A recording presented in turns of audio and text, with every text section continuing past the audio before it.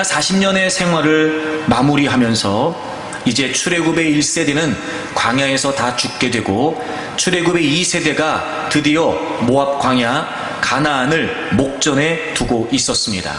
모세는 이제 마지막으로 그들에게 유언을 하듯 설교를 남깁니다.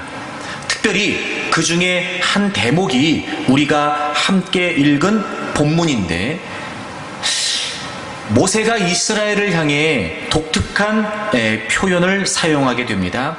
3번에 걸쳐 반복하면서 이스라엘을 큰 나라로 지칭하고 있습니다. 이것은 단순히 수적인 개념을 의미하는 것이 아니라 이스라엘이 갖는 위대함을 의미하는 것이었습니다. 사실 현실적으로 보면 이스라엘 백성들은 그들이 지금 그들이 지금 정복해야 되는 가나안의 족속들에 비해 보잘것없고 한없이 약해 보일 뿐입니다. 아직 영토를 차지한 것이 아니었습니다. 잘 훈련되고 갖추어진 군사들이 있는 것도 아니었습니다. 지금까지 40년 동안 광야 생활을 해왔기 때문에 축적된 경제력이 있는 것도 아니었습니다. 게다가 견고한 거대한 성을 갖고 있는 것도 아니었죠. 그렇게 보면 사실 가나안의 족속들에 비해 보잘것없는 게 분명합니다. 그럼에도 불구하고 모세는 연거푸 3번이나 이스라엘을 향해 큰 나라라고 지칭하고 있습니다. 이유가 있다면 단순히 수적인 개념, 외형적인 것을 의미하는 것이 아니라 그 세상의 모든 열방과는 구별된, 특별히 가나안의 이방 족속들과는 구별된 존재적으로, 본질적으로 차이가 있는 바로 그들의 위대함을 설명하는 것이었습니다. 겉으로 보기에는 가나안의 족속들이 이스라엘보다 더 위대해 보입니다. 수적으로 봐도, 외형적으로 봐도 그렇습니다. 하지만 이스라엘은 이스라엘 민족이 갖고 있는 본질적인, 다른 이방의 족속들과는 차이가 있는 그들의 존재적인 존귀함이 있었습니다. 바로 그들이 하나님의 백성이라는 것이지요. 바로 그것을 지금 모세는 그들에게 다시 알려주고 다시 그들에게 인식하게 하는 것이었습니다. 너희들이 지금 가나안의 족속들을 보면서 위축될 수 있고 가나안의 족속들을 보면서 약해질 수 있으나 그렇지 않다. 너희들은 그들과 분명히 다른 존재적인 위대함을 갖고 있다. 하나님의 백성으로서 존재하는 너희들은 그들보다 분명히 큰 나라다 라고 하는 사실을 모세가 그들에게 알려주고 있습니다. 그렇습니다, 여러분. 우리가 세상을 살아갈 때마다 세상은 우리보다 더 커 보입니다. 우리가 믿음으로 세상에 살면서 맞서야 되는 세상의 그 다양한 많은 가치들은 우리가 감당하기 어려울 것처럼 느껴집니다. 때론 여러분, 그 모든 삶의 현장에서 우리가 믿음이 있다라고 말하지만 그 믿음조차 발휘될 수 없을 만큼 우리의 믿음이 한없이 나약해지고 무기력해지게 만드는 여러 가지 많은 상황 속에 우리는 위축되기도 합니다. 내가 믿음으로 살 수 있는 걸까?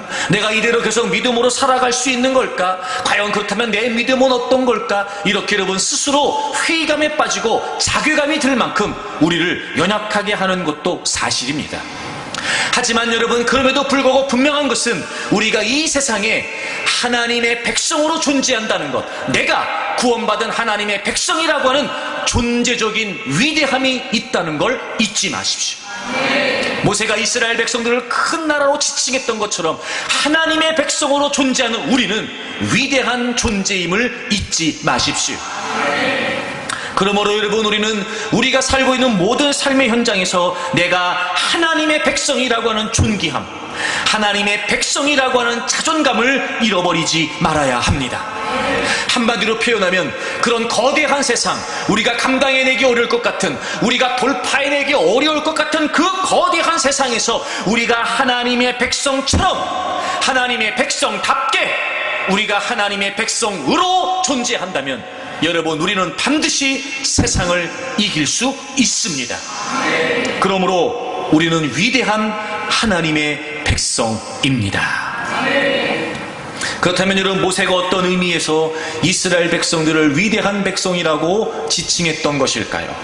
지난 주일에 그 첫 번째 내용을 여러분과 나누었습니다. 모세가 이스라엘 백성들을 큰 나라로 지칭했던 이유는 바로 그들이 하나님의 말씀을 받았기 때문이었습니다.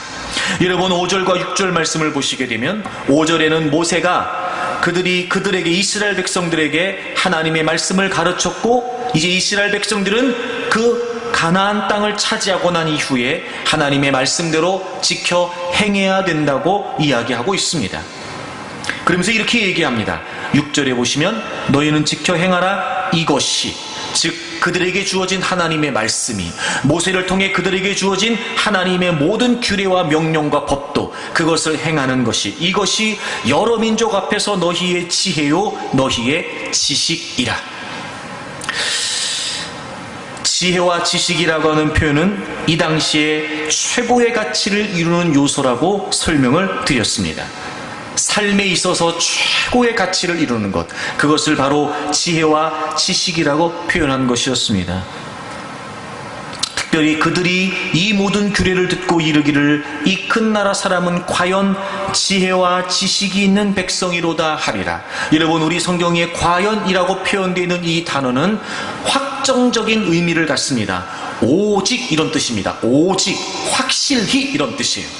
그러니까 가나안의 다른 족속들이 보기에도 분명하게 인정하지 않으면 안 될 만큼 이스라엘 백성들은 뭔가 달라요. 사는 게 뭔가 달라요. 그 왜 그런가 봤더니 그들은 모세로부터 주어진 하나님의 명령과 규례대로 사는 거예요. 자기들이 지금까지 살아왔던 방식과는 뭔가 달라요. 자기들이 살아왔던 삶의 습성과는 달라요. 뭔가 달라요. 그 봤더니 왜 그런가 봤더니 하나님이 명령하신 명령을 따라 사는 거였어요. 그들은 늘 하나님의 율법과 하나님의 규례와 하나님의 법도를 따라 사는 거예요.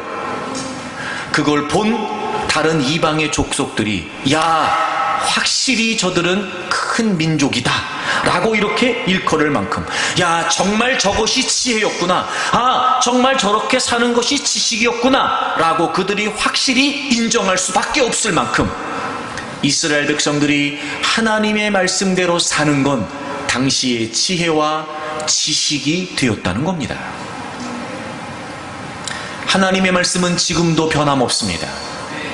우리에게 주어진 하나님의 말씀은 우리가 이 세상을 살아감에 있어 생명이 되고 능력이 됩니다.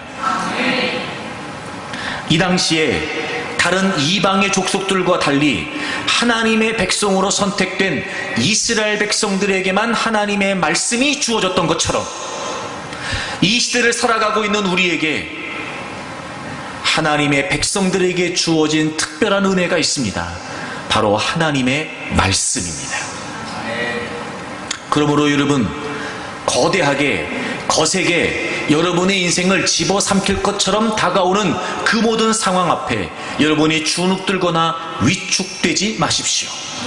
하나님의 백성으로서 나에게는 그 어떤 상황에서도 내 삶의 길이 되고 빛이 되는 내 삶을 분명히 이끌어주는 하나님의 말씀이 우리에게 있다는 사실을 잊지 마십시오.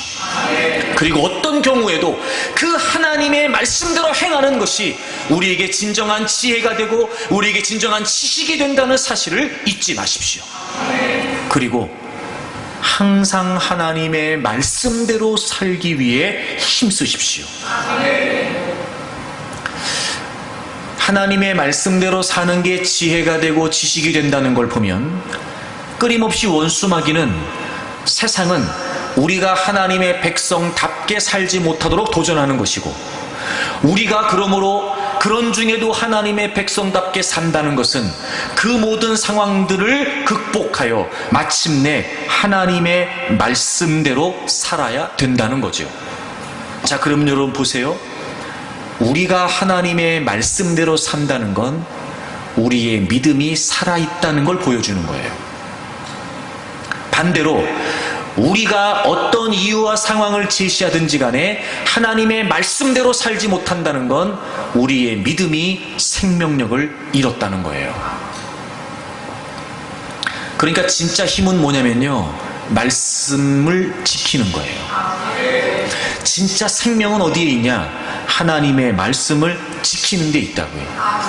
그래서 모세가 그들이 하나님의 말씀대로 살아야 된다라고 하는 걸 강조하기 위해 그 이전에 있었던 하나님의 말씀을 어기고 우상을 숭배하고 바알을 섬겼던 그 사건을 거론하면서 너희들이 하나님의 말씀을 지키면 살지만 하나님의 말씀을 지키지 않으면 죽는다라고 이야기를 한 거예요. 물론 지금 우리가 말씀을 지키지 않는다고 해서 우리가 생명을 잃어버리진 않습니다. 하지만 여러분, 이것과 동일합니다. 우리가 지금 하나님의 말씀을 놓치고 있다는 건 지금 우리의 생명력, 우리의 영적인 믿음의 생명력을 점점 상실하고 있다는 겁니다. 여러분, 우리가 하나님의 말씀을 붙들어야 되는 이유는 뭐냐? 바로 거기에 살 길이 있기 때문에 그렇습니다. 제가 지난주일에 그런 말씀 드렸는데, 하나님의 말씀을 지키는 건 관계다라고 이야기하면서 관계로 하나님 말씀을 지켜야 되기 때문에 그보다 선행되어야 되는 게 무엇이냐면 하나님의 실제하심이라 그랬어요. 그래서 모세가 또 이야기하는 거지요.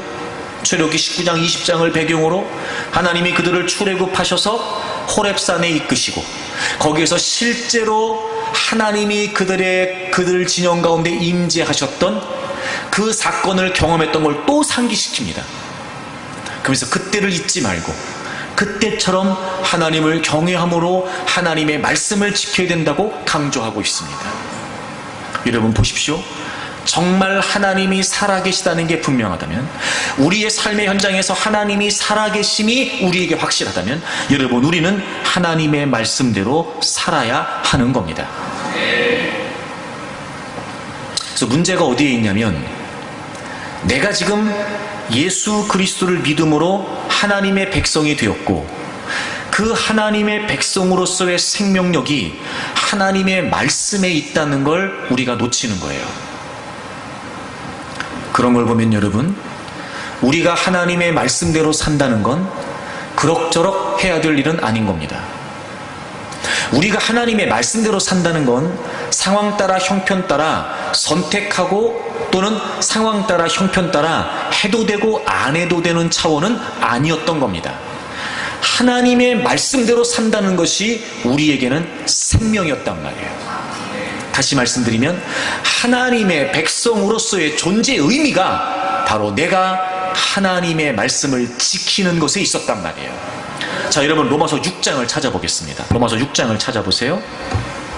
우리가 예수님을 믿는다는 거 말입니다. 16절을 보겠습니다. 로마서 6장 16절을 보세요. 너희 자신을 종으로 내주어 누구에게 순종하든지 그 순종함을 받는 자의 종이 되는 줄을 너희가 알지 못하느냐. 자, 여러분 우리가 우리 자신을 내줬고 누구에게 순종하든지 그 순종함을 받는 그 대상에 우리는 종이 되는 거예요. 그렇죠 여러분? 순종함을 받는 그 대상의 종으로 사는 거예요.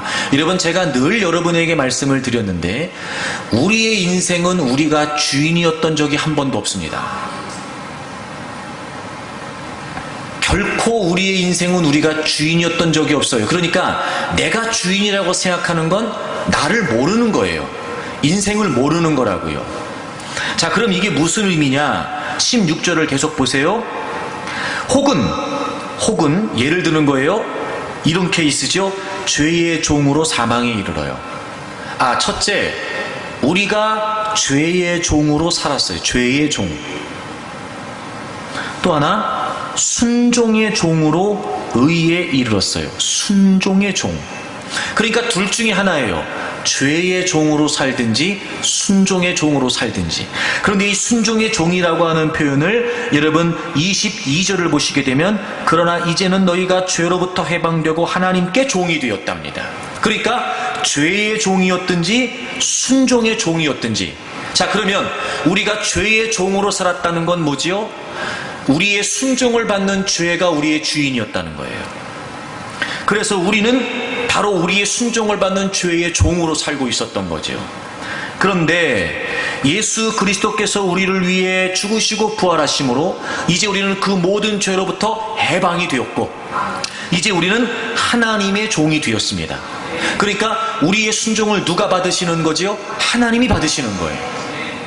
자, 그럼 여러분, 우리가 하나님을 믿어 하나님 백성 되었다는 게 이제 우리가 죄의 종에서 벗어나 하나님의 종이 되었다면, 우리가 하나님의 말씀을 지키는 건 이건 너무도 마땅한 일인 거예요.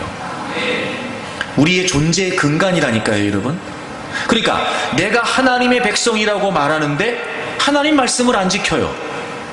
그리고 여전히 내 마음대로 살아요. 내 마음대로 산다는 건 무슨 말이에요? 죄의 종으로 산다는 거예요.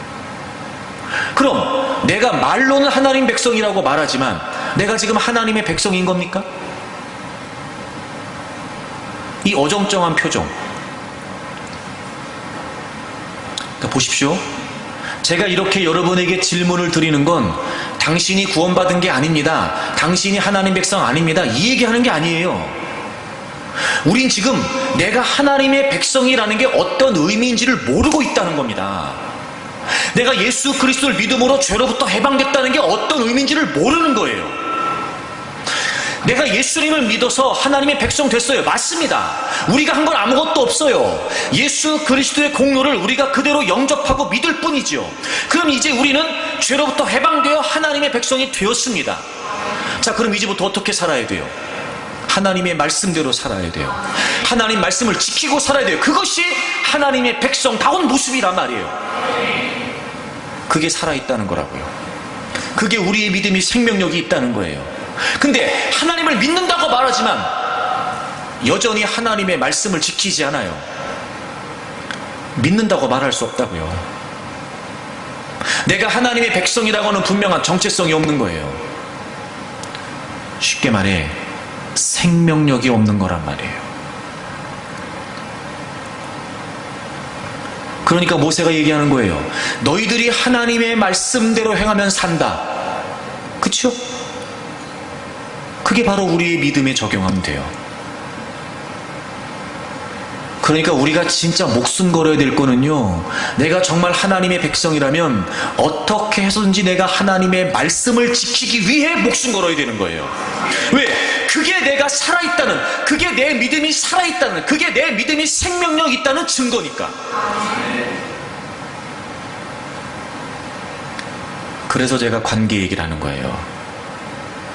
하나님의 실제가 분명하고 하나님과의 관계가 분명해야 내가 그 하나님 앞에서 하나님의 백성으로서 하나님의 말씀대로 살아야 되겠다는 것이 분명해지는 거예요. 사람과 사람 사이의 관계가 그렇습니다, 여러분. 상대와 나와 상대를 통해 나를 통해 서로의 관계가 형성이 돼요. 그리고 그 관계 속에서 내가 그 상대와의 관계 안에서 내가 살아가는 거예요.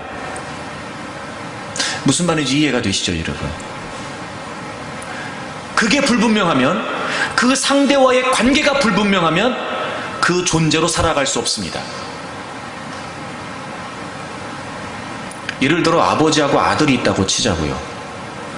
그 아버지 또 그 아들이니까 아버지하고 아들이라는 관계 속에서 사는 거예요. 근데 아버지도 아니고 아들도 아니에요. 그럼 그 아버지와 아들의 관계로 살 수 있겠습니까? 없어요. 그 아들에게 그 아버지 역할을 하는 건 내가 그 아들의 아버지라고 하는 정체성이 분명하니까 그렇게 하는 거예요. 근데 내 아들이 아니에요. 근데 어떻게 아버지처럼 하냔 말이에요. 이해가 되시죠? 여러분, 하나님 말씀을 지키는 게 똑같다고요. 하나님이시라고 하는 그 대상이 분명해야 돼요. 실제 하시는 하나님. 그리고 내가 그 실제 하신 하나님의 백성이라고 하는 정체성, 그 관계 속에서 하나님의 말씀을 지키는 거예요. 만약에 그것이 우리에게 분명하지 않다면 우리는 하나님 말씀을 지킬 수가 없어요. 만약에 그것이 우리에게 확실하지 않다면 우린 하나님 말씀을 지킬 수가 없어요. 여러분, 요한복음을 찾아보세요. 요한복음 8장 47절을 보겠습니다. 요한복음 8장 47절, 우리 다 같이 한번 읽어볼까요? 요한복음 8장 47절입니다. 자, 다 같이 읽겠습니다. 하나님께 속한 자는 하나님의 말씀을 듣나니 너희가 듣지 아니함은 하나님께 속하지 아니하였음이로다. 아멘. 여러분, 하나님께 속했다, 하나님께 속하지 않았다를 지금 뭘로 설명하고 있냐면 하나님의 말씀을 듣는 것으로 설명하고 있어요. 여러분, 여기서 말씀을 듣는다는 건 단순히 귀로 듣는 걸 의미하는 게 아니에요. 말씀을 듣는다는 걸 순종한다는 걸 전제하는 거예요. 그러니까 말씀을 지킨다는 의미예요. 하나님께 속했다면 하나님의 말씀을 듣는다는 거죠. 여러분, 우리가 예수 그리스도를 믿어 하나님 백성 되었다는 건 하나님이 우리 안에, 우리가 그분 안에 거하는 연합을 의미하죠. 그 관계 속에서 하나님과의 친밀한 교제 안에 있게 되면, 하나님께 속하면 하나님의 말씀을 듣게 된다는 거예요. 그 하나님과의 관계 속에서 성령이 우리 안에 내주하시고 그 성령의 깨달음으로 말미암아 우리는 하나님의 말씀을 알게 돼요. 깨닫게 됩니다. 그리고 행하게 되는 거죠. 그런데 하나님께 속하지 않았다면, 즉 하나님이 우리 안에, 우리가 하나님 안에 이 분명한 관계가 없다면 하나님 말씀을 들을 수가 없어요. 깨달을 수가 없는데요, 여러분. 깨달을 수가 없고 알 수가 없는데요. 그러면 어떻게 하나님 말씀대로 살겠습니까? 내가 하나님의 백성으로 존재한다는 건 하나님의 말씀을 지킨다는 것이 여러분 어찌 보면 절대적이었단 말이에요. 주님이 내 안에, 내가 주님 안에, 성령께서 내주하심으로 그 완벽한 연합과 친밀한 연합이 이미 우리에게 이루어졌어요. 하여튼 조는 불들도 주님은 안에 거하세요. 네, 그럼요. 이미 이루어졌다고요. 그래서 우리 안에 거하시는 성령 하나님은 끊임없이 우리 속에서 하나님의 말씀을 깨닫게 하시겠죠.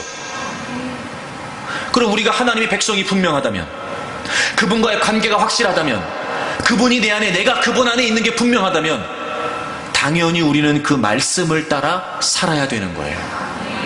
자, 에스겔을 찾으세요. 에스겔 11장 19절을 보겠습니다. 11장 19절을 보세요. 내가 그들에게 한 마음을 주고, 여러분 여기서 한 마음이라는 말은요, 둘로 나뉘어졌던 마음을 하나가 되게 하신다는 거예요. 그러니까 다시 말하면 하나님을 향해야 되는 우리의 마음이 세상과 또 다른 것 사이에서 갈등하는 나뉘어진 마음, 그 나뉘어졌던 마음을 하나님께로만 향하는 하나의 마음이 되게 하셨다는 거예요. 이유가 뭘까요? 왜 그렇게 하셨을까요? 그 속에 새 영을 주며 그 몸에서 돌 같은 마음을 제거하고 살처럼 부드러운 마음을 주어, 그러니까 돌 같은 마음이라는 건 하나님을 향하지 않고 하나님의 말씀을 어겼던 마음을 말해요. 근데 우리에게 하나의 마음을 주고 새 영을 우리에게 주셔서 우리 마음을 살처럼 부드럽게 하셨대요. 그러니까 하나님의 말씀을 듣고 하나님 말씀을 지키게 하시겠다는 거죠. 그래서 여러분 20절에 보시면 내 율례를 따르며 내 규례를 지켜 행하게 하리니 그들은 내 백성이 되고 나는 그들의 하나님이 되리라. 하나님이 우리의 하나님 되시고 우리가 하나님 백성 되는 이 분명한 하나님과 우리 사이의 관계는 성령 하나님의 역사하심으로 말미암아 이제 우리가 하나님의 말씀을 따르고 지키는 거예요. 놀라운 건 우리도 모르는, 우리도 예상하지 못하는, 우리도 다 바라보지 못하는 말씀의 놀라운 능력이 누가 봐도 지혜와 지식으로 인정될 만한 말씀의 역사가 담겨져 있단 말이에요. 이미 하나님이 약속해 주셨어요. 그래서 우리에게 말씀을 주셨단 말이에요. 이대로 살면 산다는 겁니다, 여러분. 이대로 살면 지혜가 되고 지식이 된다는 거예요. 그럼 여러분, 하나님이 분명히 우리에게 약속해 주셨고 하나님의 백성으로서 하나님과의 친밀함 안에 이 말씀을 지키도록 성령께서 역사하신다면 우리는 우리가 판단하고 우리가 생각하고 우리가 결정할 일이 없어요. 오히려 우리는 어찌 보면 도대체 이 말씀을 통해 하나님은 내게 지금 어떤 말씀을 하시는 걸까? 우리에게 주어진 이 객관적인 하나님 말씀 속에서 지금 내 삶을 향하신 주관적인 하나님의 음성은 무엇일까? 그 하나님의 말씀을 깨닫기 위해, 왜? 하나님의 말씀이 아니면 우리가 진행할 수 없으니까요. 하나님의 말씀이 아니면 우리가 한 걸로 나아갈 수가 없으니까요.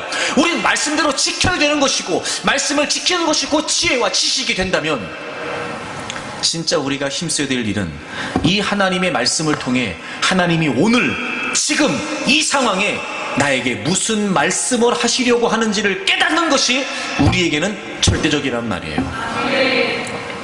그것이 생명이에요. 그것이 능력이라고요. 그러므로 여러분, 우리에게 하나님의 말씀이 주어졌다는 건 단순히 부담이나 의무가 아닙니다. 이미 예수 그리스도 안에서 회복된 하나님과의 그 친밀한 관계 속에 끊임없이 성령 하나님은 말씀을 통해 우리에게 역사하신단 말이에요. 문제는 그것이 능력이 되고 생명이 되고 힘이 되고 세상을 살아가는 지혜와 지식이 된다라는 확신이 우리에게조차 없는 거죠.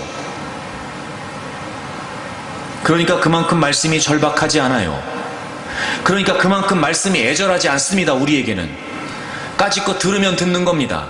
들리면 듣는 겁니다. 들으려고 하지 않습니다. 깨달으려고 하지 않습니다. 말씀을 듣는 일에 읽는 일에 열정을 내지 않습니다. 왜? 그렇게 살 의사가 없거든요. 그러면서 여러분 하나님의 백성이랍니다. 그러면서 여러분 하나님을 믿는답니다. 맨날 자기 마음대로 살고 맨날 자기 뜻대로 살고 맨날 자기 계획과 의도대로 살면서 말은 하나님의 백성이라고 그래요. 그건 하나님의 백성으로서의 모습이 아니라고요. 거기엔 생명이 없습니다. 여러분, 거기엔 능력이 없어요. 그러니까 때로는 내 경험에 의하여, 내가 알고 온 다양한 많은 지식과 정보에 의하여 나도 어떤 생각이 있을 수 있고 나도 어떤 의도를 계획할 수 있으나 과연 이것이 내가 하나님의 백성으로서 하나님의 말씀 안에 있는 것인지를 점검해 봐야 되고, 때로는 막막하고 답답한 현실의 상황 가운데 지금 당장이라도 무엇을 선택해야 될 것 같은 조급함에 내 의도대로, 내 생각대로, 내 뜻대로 그 무엇을 선택하고 결정하는 것이 아니라 내가 하나님의 백성이라는 믿음이 있고 하나님을 신뢰하기에 잠잠히 하나님의 말씀을 기다리는 거예요. 그리고 하나님의 말씀대로 지켜 행하는 겁니다.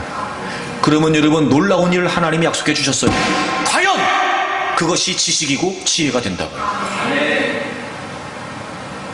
그러므로 우리가 이 세상에서 세상을 이겨내고 세상을 극복하고 승리할 수 있는 비결, 우리에게 주어진 하나님의 말씀을 붙드는 겁니다. 말씀대로 사는 겁니다, 여러분. 말씀대로. 그러니 어떤 상황에서도 두려워하거나 불안해하지 말고 위축되지 말고 여러분에게 주어진 하나님의 말씀을 더 부여잡으세요. 이 말씀이 여러분에게 생명이 된다는 걸 놓치지 마십시오. 그리고 더 애절한 마음으로, 더 절박한 마음으로 이 말씀 속에서 지금 내 삶을 향하신 하나님의 음성을 깨닫기 위해 더 하나님 앞에 몸부림치십시오. 반드시 하나님이 말씀해 주실 것입니다. 성령님께서 깨닫게 해주실 것이며, 보이지 않던, 막막하기만 했던, 깝깝하게만 했던 여러분의 인생의 한 줄기 빛처럼 하나님 말씀을 통해 비추어 주시리라고 확신합니다. 두 번째, 여러분, 모세가 이스라엘 백성들을 위대한 민족이라고 일컬었던 이유가 무엇일까요? 다시 본문으로 돌아오셔서 우리 신명기 4장 7절을 좀 보겠습니다. 신명기 4장 7절을 보시면, 우리 하나님 여호와께서 우리가 그에게 기도할 때마다 우리에게 가까이 하신 것 같이 그 신이 가까이함을 얻은 큰 나라가 어디 있느냐. 모세가 지금 두 번째 이스라엘 민족을 큰 나라, 위대한 민족이라고 지칭하는 이유가 어디 있었냐?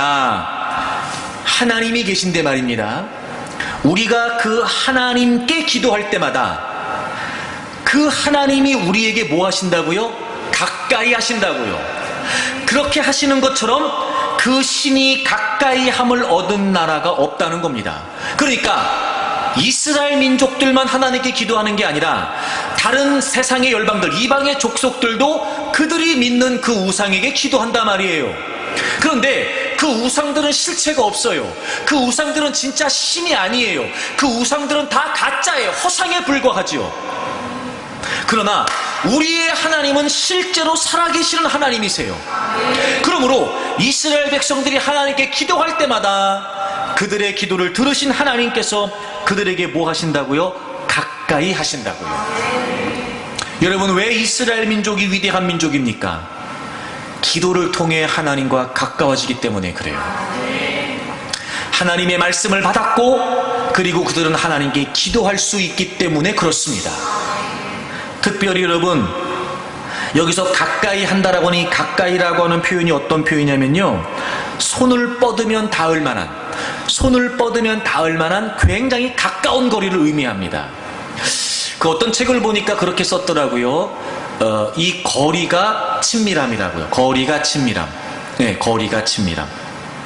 그러니까 사실 여러분, 낯설거나 익숙하지 않은 사람은요, 가까이 하는 게 굉장히 어색합니다.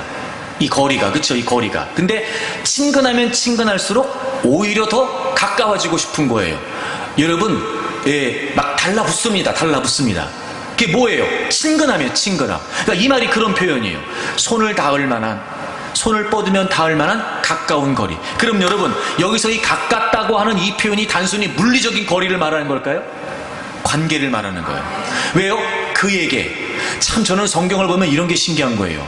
그냥 하나님께 기도한다고 할 때마다 그냥 우리가 기도한다 그러면 되는데, 하나님 여호와께서 우리가 그에게 기도할 때마다, 여러분, 하나님의 말씀에 관해 얘기할 때 하나님의 실제가 먼저라고 제가 말씀드린 것처럼, 우리가 하나님께 기도할 때마다 얘기할 때, 기도에 관해 얘기할 때마다 더 먼저 근원적으로 뭐가 분명해야 되냐면 실제 하신 하나님이 더 분명해야 돼요. 그에게. 다른 우상과는 다른 이방들이 믿는 그 신들과는 존재적으로 다르신 바로 그 하나님, 실제 하신 하나님. 여러분, 그분께 우리가 기도하면 우리가 그분과 가까워진답니다. 하나님이 우리를 가까이 하신다는 거예요. 그게 우리의 위대함이에요. 세상 사람들이 믿는 그 모든 다양한 것들, 그들이 정말 그들의 삶을 지켜줄 것이라고 믿는 그 다양한 많은 것들은 우상에 불과합니다. 하지만 우리가 믿는 하나님은 지금도 살아계셔서 내 삶에 실제 하시는 하나님이십니다. 놀라운 건 우리가 하나님의 백성된 정체성으로 하나님께 기도하게 되면 하나님은 우리를 가까이 하신답니다. 이것이 우리의 힘이에요. 제가 여러 차례 여러분에게 기도에 관해 말씀을 드린 적이 있는데요, 그래서 여러분, 기도는요 사실 구하기 이전의 관계입니다. 기도는 우리가 실제로 살아계신 하나님을 만나는 거예요. 내 기도의 자리에 실제하시는 그 하나님과 내가 그 기도의 자리에서 하나님과 대화하고 하나님과 만나는 거예요. 근데 이것은 하나님의 백성이 아니고서는 불가능합니다. 왜냐하면 우리가 하나님께 나아갈 수 있는 건 예수 그리스도가 아니고서는 안 되기 때문이죠. 그러니까 하나님을 믿지 않는 사람들이, 구원이 분명하지 않은 사람들이 아이고 하나님 이렇게 부른다고 기도가 되는 게 아니에요. 예수 그리스도가 아니고서는 하나님을 만날 수 있어요? 없어요? 없어요. 예수 그리스도가 아니고서는 하나님께 나아갈 수가 없습니다. 예수 그리스도가 아니고서는 우리가 그분을 대면하고 우리가 그분과 함께 갈 수 없습니다. 그러므로 여러분, 기도는 하나님의 백성들에게 주어진 특권이고 권세입니다. 그래서 우리는 늘 기도할 때마다 내가 지금 예수 그리스도의 공로를 통해 예수 그리스도의 이름을 의지하여 하나님 그분의 실제하심 앞으로 나아간다는 의식을 분명히 해야 돼요. 그게 관계예요, 여러분. 자, 요한일서 5장을 좀 보겠습니다. 요한일서 5장 13절부터 보겠습니다. 요한일서 5장 13절 보세요. 내가 하나님의 아들의 이름을 믿는 너희에게 이것을 쓰는 것은 너희로 하여금 너희에게 영생이 있음을 알게 하려 함이라. 자, 여러분 보세요. 여러분 다 예수님의 이름을 믿으시죠? 참, 여러분, 그냥 하나님의 아들이라고 되어 있지 않고 하나님의 아들의 이름이라고 되어 있어요. 예수 그리스도의 이름, 즉 예수 그리스도의 존재가 갖는 분명한 그 의미를 우리에게 설명해 주고 있는 거예요. 여러분 다 그 예수 그리스도를 믿으시죠? 자, 그러면 첫째, 우리에게 뭐가 있다고요? 영생이 있어요. 영생이. 여러분, 예수 그리스도를 믿어야 구원받습니다. 교회 다니는 게 구원받는 거 아닙니다. 예수 그리스도를 구주로 믿어야 구원받습니다. 그리고 14절에 보시면 우리 성경엔 빠져 있는데 그리고라고 하는 접속사가 있어요. 그러니까 예수 그리스도를 믿음으로 우리에게 두 가지가 주어졌어요. 첫째가 뭐냐면 영생입니다.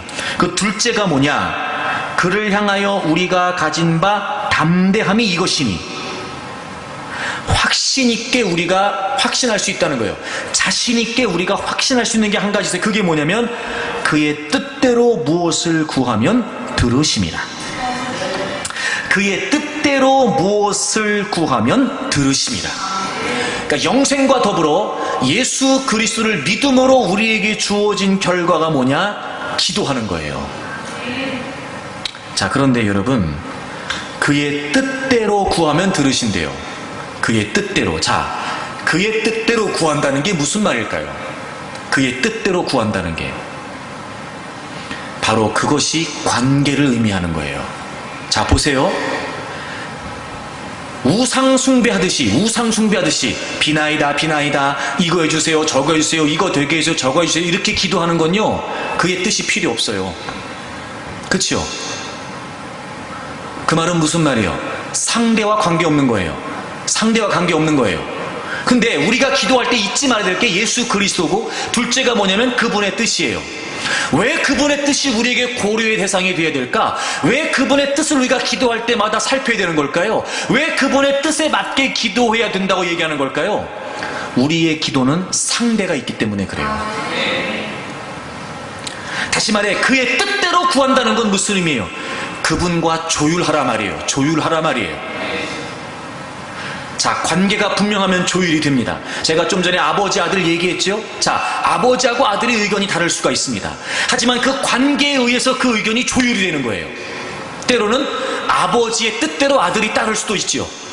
때로는 아버지가 아들의 뜻을 수용해 줄 수도 있어요. 어쨌든 아버지하고 아들이라는 관계 속에서 그 뜻이 조율돼서 결정되는 거예요. 자, 하나님과 우리 사이의 관계, 이건 분명합니다. 하나님은 우리의 아버지이시죠. 하나님은 우리의 주인이십니다. 하나님은 우리의 주관자가 되시죠. 이미 우리는 그 하나님 앞에, 우리의 주관자가 되신 하나님 앞에 우리의 전 존재가 드려진 하나님의 백성들이고, 우린 그분의 종입니다. 자, 그 관계 속에서 기도가 뭐 하는 거예요? 조율하는 거예요. 내 뜻이 있을 수 있습니다. 여러분, 여러분의 뜻을 가지고 기도하는 것 자체를 제가 뭐라고 말씀드리는 게 아니에요. 그럴 수 있어요. 때로는 우리의 생각이 너무 앞선 나머지, 또 나름대로 우리가 생각했다고 하지만 우리가 미처 고려하지 못한 것들이 있을 수 있고, 또 때로는 우리의 욕심이 앞서 우리의 생각을 고집하기도 합니다. 그럴 수 있어요. 그리고 그렇게 기도를 시작하는 것 자체를 저는 뭐라고 말씀드리고 싶지 않습니다. 왜냐하면 저도 그렇기 때문에 그렇습니다. 어떨 때 보면 그냥 내 생각만 가지고 하나님께 기도하는 것을 뒤늦게 내가 깨닫게 되는 경우도 있더라고요. 그럴 수 있습니다. 하지만 진짜 기도라면 내 기도에 살아계신 하나님이 실제하시고, 내가 지금 그분이 나의 주관자이시고 내가 그분의 백성으로 그 하나님과 나라고 하는 관계 속에서 예수 그리스도 안에서 회복된 그 친밀함 안에서 기도한다는 사실이 분명해지면 어떻게 돼야 될까요? 그 의견이 조율돼야 돼요. 그리고 하나님이 어떤 분이시라고 하는 사실이 인정되면, 사실 내가 아무리 치밀하고 세밀하게 계획을 세우고 뜻을 품었다 하더라도 그것이 하나님의 뜻 앞에 무용지물이라고 하는 사실을 인정하게 되고, 그러므로 그분의 뜻대로 마침내 우리는 기도하게 되죠. 자, 지금 내가 여러분에게 설명드린 이 조율의 과정은 관계가 확실하지 않으면 이루어질 수 없습니다. 우리가 그에게 기도하면 그분이 우리에게 가까이 하신대요. 우리를 만나 주신대요, 여러분. 우리의 기도 속에 함께 해 주신대요. 왜요? 왜요? 그분이 우리의 하나님이시고 우리가 그분의 백성이니까요. 그 관계 말입니다. 그리고 이제 우리는 그 관계 속에서 기도하는 거예요. 그분과 가까이, 그분과의 그 친밀함 안에서 기도하는 거예요. 다른 우상들은, 다른 신들은 절대 그럴 수가 없어요. 왜? 실체가 없어요, 우상들은요. 하지만 우리의 기도를, 우리가 기도하는 그분은 실제하는 분이시라고요. 그러니 여러분, 하나님의 백성들의 기도는 위대하죠. 다른 민족과 달리 하나님의 백성들이 하나님께 기도하는 그 기도, 그 하나님과의 관계는 너무도 위대한 능력이 되는 겁니다. 여러분, 우리의 기도가 바로 그런 기도가 돼야 됩니다. 그러면은요, 기도를 하면 할수록 느낍니다. 그것이 우리가 세상을 살아가는 능력이 되고, 그것이 우리가 세상의 문제를 해결해가는 힘이 된다는 걸, 지혜가 된다는 걸, 지식이 된다는 걸 기도를 하면 할수록 깨닫게 되죠. 근데 여전히 우리의 기도는 일방적이에요. 하나님이 분명하지 않으세요. 여전히 우리의 기도는 일방적이에요. 하나님과의 관계가 분명하지 않아요. 아니, 솔직히 더 정확히 표현하면 우리는 우리의 신앙생활하는 과정 가운데 하나님과의 관계는 사실 안중에도 없어요. 솔직히 우리끼리 얘기지만 우리 툭 터놓고 한번 얘기해 볼까요? 우리가 진짜 하나님께 기도하고 진짜 하나님 말씀을 듣고 진짜 하나님을 예배하는 이유가 하나님과 정말 가까워지기 위해서일까? 그냥 다급하니까 찾는 거 아니에요? 뭔가 좀 필요한 게 있으니까 찾는 거 아닙니까? 마치 우상 숭배하듯이 부적이라도 하나 여러분 끼고 있으면 편안해지는 것처럼, 그래도 주일 예배라도 나와서 앉아서 1시간이라도 졸든지 딴 생각을 하든지 멍청한 생각하든지 밥만 먹고 가든지 어쨌든 주일날 교회라도 한번 들락날락 해야 일주일이 편안할 것 같은 그런 심리 아니냐 말이에요. 여러분, 제가 왜 이렇게까지 얘기하냐면, 기도하고 말씀을 듣고 예배를 드리는 우리의 태도를 보면 알잖아요. 자, 보세요. 사람과 사람이 만나도요, 정말 그 사람하고 어떻게 하면 더 친해질까, 어떻게 하면 좀 그 사람과 더 가까워질까, 난 너무 그 사람이 좋은데 어떻게 하면 더 이렇게 만나면은요, 그 만남의 태도가 다르다니까 여러분. 네? 예, 그냥 대충 밥이나 한 끼 먹지 뭐 이러지 않아요 여러분. 얼마나 여러분 그 만남 자체에 여러분 관심을 갖고 신경을 쓰고, 만나서도 여러분 얼마나 그 여러분, 소위 요즘 애들 말로 하트 뿅뿅 여러분 눈에 말입니다. 그리고 여러분 한마디라도 여러분 더 그 사람하고 섞으려고 하고, 여러분 리액션을 해가면서 표정도 신경 써가면서 어떻게 하면 내가 이 사람과 더 가까워질까, 어떻게 하면 내가 이 사람을 더 알아갈 수 있을까, 때로는 여러분 내 얘기를 해가면서 그 사람의 이야기를 들어가면서. 다르잖아요 여러분, 그죠? 사람과 사람이 만나도 그래요. 사람과 사람이 만나도. 근데 우리가 말씀을 읽을 때마다 우리는 어때요? 아유, 이것도 빨리 읽어야 책이라도 한 권 타지 이거. 남들은 다 일독하는데 내가 일독도 못하고 이게 뭐냐. 아유, 그래 읽자, 읽어 까짓 거. 아니, 그러면 여러분 우리가 성경을 읽는 이유가 뭐냐? 말씀을 들을 때마다 오늘은 50분을 넘길까 60분을 넘길까? 말씀을 들을 때마다 오늘은 언제 끝날까? 나 오늘 좀 빨리 가야 되는데. 그게 여러분 하나님과 가까워지기 위해 말씀을 듣는 걸까요? 기도할 때도 마찬가지, 예배를 드릴 때도 마찬가지. 솔직히 여러분 우리끼리, 나를 포함해서 우리끼리 얘기지만 우리는 하나님 그분과 가까워지려고 하는 의사가 없다니까요. 그러니 기도가 늘 우리에게는 부담이고 의무인 거예요. 네. 하지만 오늘 모세가 이스라엘 백성들의 위대함을 알려주면서 그들의 기도가 얼마나 능력이 되는지를 설명하잖아요. 다른 신들을 섬기는 민족과는 달리 너희들이 하나님께 기도할 때마다 하나님이 너희들에게 가까이 하신다. 그렇게 실제로 존재하시는 그 하나님과 가까이함을 얻을 수 있는 큰 나라가 없다는 거예요. 즉 이스라엘만이 갖고 있는 독특한 위대함, 차별된 존귀함이 뭐예요? 하나님께 기도하면 하나님과 가까워진다는 거예요. 하나님과의 교제로서의 기도 말입니다. 우리가 지금 그걸 상실하고 있는 거예요. 단순히 우리에게 기도는 도구적인 수단, 우리에게 기도는 주술적인 그저 문제 해결을 위한 방법에 불과할 뿐. 여러분, 그래서 우리가요, 적당히 내가 해결의 방법이 있다고 여겨지면 기도 안 하는 겁니다. 문제 없으면 기도 안 합니다. 하긴 문제가 있어도 기도를 안 하니까. 문제가 있다 하더라도 내가 머리 딱 굴려가지고 그래, 요건 요렇게 이렇게 하면 될 거야, 그러면 기도해요, 안 해요? 안 한다니까. 그럼 우리에게 기도는 뭡니까? 문제 해결을 위한 여러 가지 방법 중에 하나입니다. 하다 안 되면 그제서야 엎어져서 도와달라 그러는 거예요. 그게 기도겠냐고요, 여러분? 그게 기도겠냐고요? 그럼 우리가 기도한다고 말할 때마다 우리의 기도의 대상이신 하나님은 과연 우리에게 어떤 의미이십니까? 그러니 기도가 우리에게 있어서 위대한 힘이 된다라고 하는 건 우리조차 인정하지 못하는 겁니다. 점점 기도의 필요성을 상실하는 거죠. 그러니까 이제는 점점 기도하지 않습니다. 기도를 강조하지도 않아요.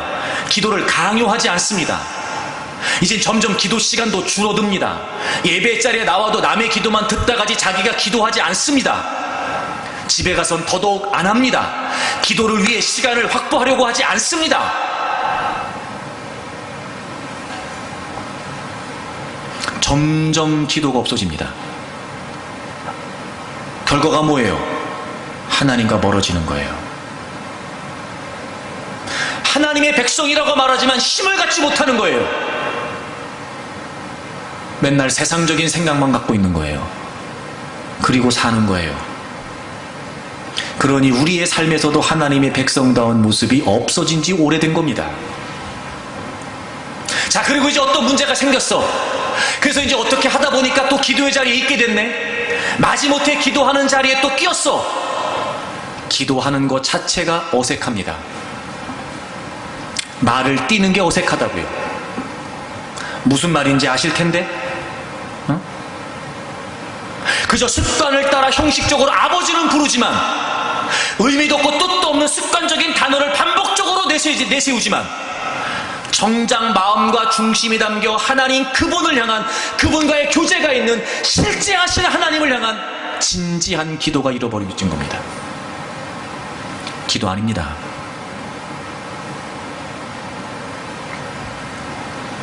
하나님의 백성으로서 예수 그리스도의 이름으로 하나님 앞에 담대히 나아가 우리가 그분의 뜻대로 무엇을 구하면 들으신다, 실제 하시는 그분과 가까워진다라고 하는 이 기도는 우리가 세상을 살아가는 데 위대한 능력이 됩니다.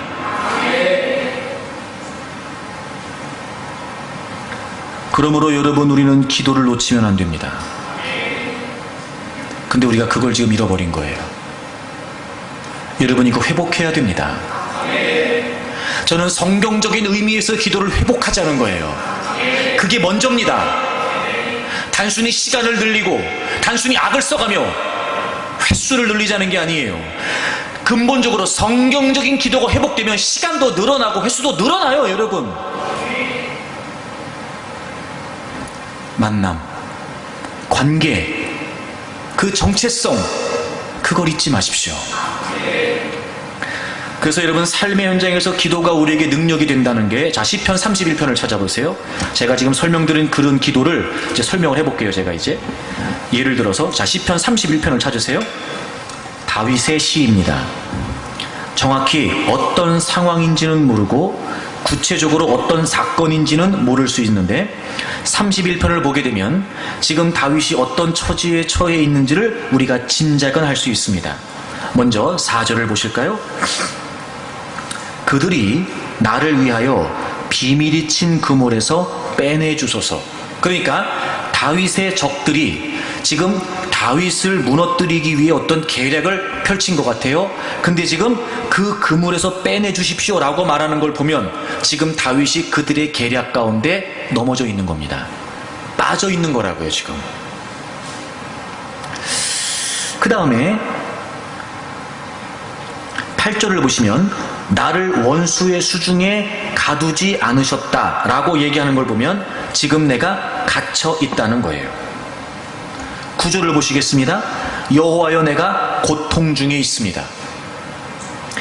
내가 근심 때문에 눈과 영혼과 몸이 쇠하였나이다. 그러니까 그 그물에 빠져있는 그 상황이 그들에게 고통이고 그에게 고통이고 지금 그에게 근심이에요. 어느 정도였냐면 눈과 영혼과 몸이 쇠하여졌다고요. 그러니까 지금 극도로 몸도 마음도 극도로 지쳐있을 만큼 지금 무기력함에 그리고 그 계략에 지금 다윗이 빠져있는 거예요. 그런데 그런 중에도 다윗은 기도하는 거죠. 지금 31편 전체의 내용은 그런 겁니다. 1절을 보세요. 여호와여, 내가 주께 피하오니 나를 영원히 부끄럽게 하지 마시고 주의 공의로 나를 건지소서. 하나님, 나를 좀 건져주십시오. 빠져있는 그가 건져주십시오 라고 얘기하는 거예요. 2절 보세요. 내게 귀를 기울여 속히 건지시고 내게 견고한 바위와 구원하는 산성이 되소서. 빠져있어요. 하나님 건져주세요. 하나님, 나를 구원해주세요. 지금 뭐 하고 있어요? 기도하고 있어요. 3절, 주는 나의 반석과 산성이시니 그러므로 주의 이름을 생각하셔서 나를 인도하시고 지도하소서. 빠져있어요. 나를 좀 건져주시고 나를 좀 이끌어 달라는 거죠. 그러니까 지금 비밀이 친 그물에 빠져있는 건 분명해요. 그 상황이 얼마나 그에게 근심이었는지 몸도 마음도 극도로 지금 쇠해 있을 만큼. 그런데 지금 하나님께 지금 뭐 하지요? 다윗이 기도해요. 하나님, 나를 건져주십시오. 하나님, 나를 지켜주십시오. 하나님, 나를 지도해 주십시오. 그런데 그의 기도가 놀랍게 바뀝니다. 건져달라고 기도했던 그가 7절을 보세요. 내가 주의 인자하심을 기뻐하며 즐거워할 것은. 자, 지금 이 31편의 상황은 기뻐한다거나 즐거워할 상황이 아니에요. 왜냐하면 다윗은 자신의 심정을 고백했습니다. 너무 근심된 나머지, 너무 고통스러운 나머지 몸도 마음도 지쳐있다고요. 근데 놀라운 고백을 해요. 내가 주의 인자하심을 기뻐하고 즐거워한대요. 하나님의 선하심 때문에 기뻐하고 즐거워한대요. 여러분, 이건 말이 안 되잖아요. 지금 비밀이 친 그물에 빠져있는데 어떻게 주님의 인자하심이라고 말할 수 있냔 말이에요. 안 빠져야 인자하심이지, 안 빠져야. 근데 빠져있는데 주님의 인자하심이 기쁘고 즐겁답니다. 이런 우리가 이해되지 않는 고백을 했던 이유가 뭘까요? 7절을 계속 보세요. 내가 주의 인자하심을 기뻐하며 즐거워할 것은 주께서 나의 고난을 보시고 환난 중에 있는 내 영혼을 아셨다는 거예요. 자, 내가 지금 그물에 빠졌어요. 그래서 지금 몸도 마음도 지쳐 있어요. 빨리 하나님이 나를 좀 그 그물에서 빼내주시면 좋겠어요. 그런데 건져달라고 구원해달라고 기도했던 그가 놀라운 고백을 해요. 아, 하나님이 나의 고난을 보고 계셨습니다. 아, 하나님이 지금 내가 이렇게 근심 중에 고통 중에 있다는 사실을 하나님이 알고 계시다는 거예요. 하나님이 나를 보고 계시고 하나님이 나를 알고 계신 거예요. 그물 속에 빠져있는 상황만 생각할 때는 주님이 보이지 않았어요. 그물 속에 빠져있는 자신의 상황만 생각할 때는 극도로 몸도 마음도 지칠 수밖에 없었어요. 그래서 그의 생각은 온통 빨리 내가 이 그물에서 빠져나가면 좋겠다, 이 생각만 하고 있었어요. 그런데 놀라운 건 그가 달라졌어요. 첫째, 하나님이 자기를 보고 계셨고 내가 지금 그렇게 힘들어하고 있는 걸 하나님이 알고 계신다는 걸 다윗이 알게 됐어요. 그 상황에서 건져달라고 기도했던 다윗이 이제 그의 시선이 하나님을 향하게 된 거예요. 어떻게 하나님이 나를 본다는 걸 알게 됐을까? 어떻게 하나님이 이런 지경에 있다는 나를 알고 계시다는 걸 알게 되었을까? 대화예요, 여러분. 소통이라고요. 내가 빠져있는, 내가 처해있는 상황 속에만 내가 빠져있을 때는 그게 다라고 여겨졌어요. 근데 하나님과 소통이 되기 시작하니까, 하나님과 교제가 되기 시작하니까 주님이 다 보고 계셨어요. 주님이 다 알고 계셨던 거예요. 아무도 모른다고 생각했어요. 나 혼자 빠져있다고 생각했어요. 그런데 주님에게로 시선을 향했어요. 주님과 대화가 되기 시작, 교제가 되기 시작했어요. 알고 봤더니 주님이 다 보고 계셨던 거예요. 주님이 다 알고 계셨던 거예요. 더 놀라운 건 뭔지 아십니까? 8절을 보세요. 8절. 나를 원수의 수중에 가두지 아니하셨고 내 발을 넓은 곳에 세우셨음이니이다. 여러분, 이런 겁니다. 주님과의 교제 이전에 내가 그 그물에 빠져 있다고 생각하여 빨리 벗어나기만 원했을 때는 보이지 않았어요. 그냥 나는 지금 그 계략에 빠져 있는 게 분명했어요. 근데 주님과의 교제가 시작됐어요. 주님이 나를 보고 계셨어요. 주님이 내 상황을 다 알고 계셨어요. 그리고 주님과의 교제 가운데 보니까 내가 지금 그물에 빠져 있는 게 아니었어요. 내가 원수의 수중에 갇혀 있는 게 아니었다고요. 고백하는 거예요. 아하, 하나님, 내가 지금 원수의 수중에 갇혀 있는 게 아니었군요. 내가 지금 그물 속에 빠져 있는 것이 아니라 오히려 하나님은 지금 나를 넓은 곳에 세우신 거였습니다. 여러분, 주님과의 교제가 분명해지기 시작하면, 내가 주님과 소통이 되기 시작하면, 나와 늘 함께 하시는 그 주님과 가까워지기 시작하면, 한계를 갖고 있는 내 시각과 내 생각과 그리고 내 사고 속에 갇혀 있지 않고 그 주님과의 대화를 통해 내가 모르고 있었던 것, 내가 보지 못했던 것, 내가 깨닫지 못했던 것들을 보기 시작하면 이 상황이 전부가 다가 아니라는 걸 깨닫게 되는 거예요. 빠져 있었어요. 근데 빠져 있는 게 아니었어요. 갇혀 있었다고 생각했어요. 근데 보니까 내가 원수의 수중에 갇혀 있는 게 아니었단 말이에요. 그 속에 빠져 있다고 생각했는데 다시 봤더니, 주님과의 관계 속에서 봤더니 오히려 나를 하나님이 지금 넓은 곳에 세우고 계신 거였어요. 자, 그러면 처음에는 이 그물에서 빼내주세요, 이 그물이 전부였던 다윗에게 지금 그가 처해 있는 이 상황이 이제는 결코 문제가 되지 않는단 말이에요. 여러분, 이게 기도의 위대함입니다. 그래서 모세가 이스라엘 백성들을 향해 너희들이 위대하다고 말한 거예요.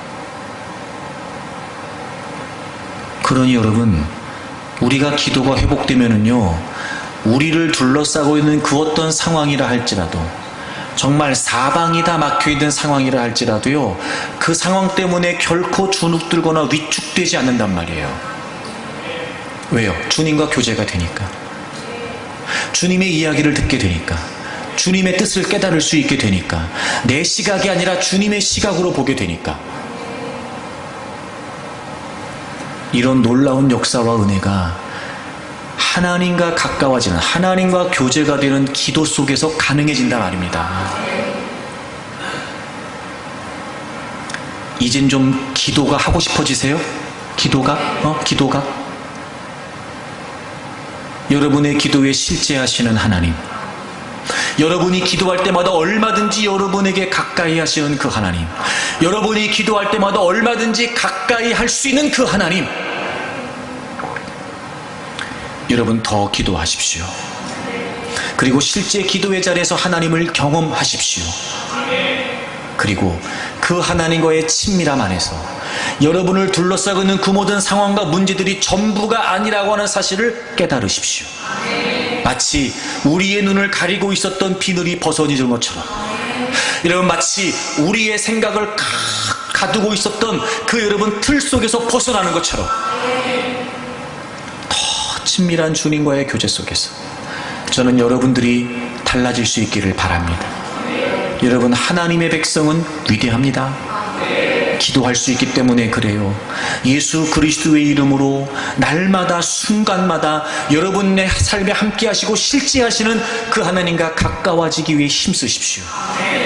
그렇게 가까워지는 교제 가운데 저는 분명히 여러분의 삶에 기도가 능력이 되고 기도가 지혜가 되는 역사가 나타나게 되리라고 믿습니다. 어떤 상황이 여러분을 둘러싸고 있다 할지라도 이제 기도하면서 극복하십시오. 기도하면서 해결하십시오. 기도에 대해서 더 하나님과 가까워지기 위해 힘쓰십시오. 다윗 같은 놀라운 은혜가 여러분에게 주어지기를 주의 이름으로 축복합니다.